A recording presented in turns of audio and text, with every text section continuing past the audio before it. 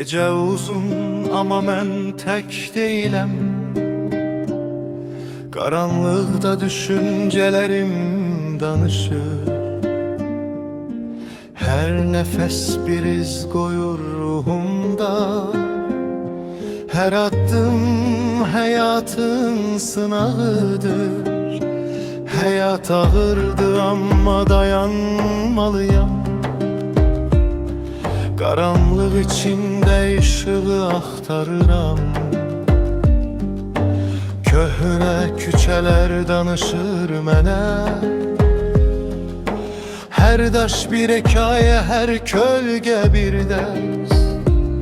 Sükut içində eşidilir səsim. Küçələrdə yoxdur kimsə mənimlə. Hər an keçmişim gözlərimdə canlanır. Hər addım gələcəyə bir yoldur. Gecə uzun, amma mən tək deyiləm. Qaranlıqda düşüncələrim danışır. Hər nəfəs bir iz qoyur ruhumda. Hər addım həyatın sınağıdır. İçimdə fırtına, amma səssizlikdə sakitlik. Hər acı dərs, hər sınanmış gün. Köhnə divarlar danışır mənə.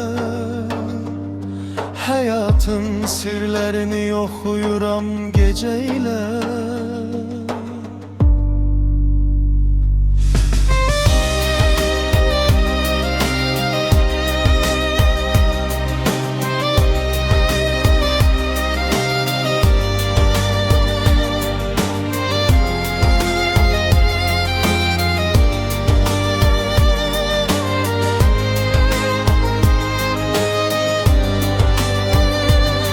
Gecə uzun, amma mən tək deyiləm. Qaranlıqda düşüncələrim danışır. Hər nəfəs bir iz qoyur ruhumda.